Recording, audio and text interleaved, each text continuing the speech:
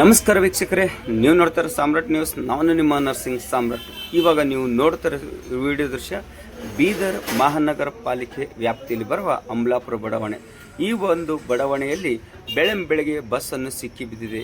Bus ಯಾಕೆ ಸಿಕ್ಕಿ ಬಿದ್ದಿದೆ ಅಂದರೆ ಇಲ್ಲಿ ಸ್ಥಳವನ್ನು ತಾವು ನೋಡಬೇಕು, ಯಾವ ರೀತಿ ಇದೆ, ಇದಕ್ಕೆ ಕಾರಣ ಅಧಿಕಾರಿಗಳ ನಿರ್ಲಕ್ಷ್ಯವೇ ಎಂದು ಈ ಮೂಲಕ ತಿಳಿಸಲಾಗುತ್ತದೆ.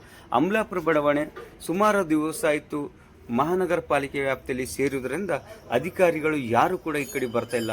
ಇದಕ್ಕೆ ಕಾರಣ ಅಧಿಕಾರಿಗಳು ಎಂದು ತಿಳಿಸಲಾಗುತ್ತದೆ. ಯಾಕಪ್ಪ ಅಂದರೆ ಇಂತಹ ಒಂದು ಸ್ಥಳವನ್ನು ತಾವು ಗಮನಿಸಿ, ಮುಂದೆ ಮಳೆಗಾಲ ಬರ್ತಾ ಇದೆ, ಇದಕ್ಕೆ ನಾವು ಏನಾದರೂ ಮಾಡಿ ಯಾವುದೇ ದುರ್ಘಟನೆ ಆಗಲಾರ್ದಂಗೆ ನಾವು ನೋಡಿಕೊಂಡು ಹೋಗಬೇಕಂದಿದ್ರೆ ಇವತ್ತು ಈ ಬಸ್ಸು ಸಿಕ್ಕಿ ಬೀಳುತ್ತಿರಲಿಲ್ಲ.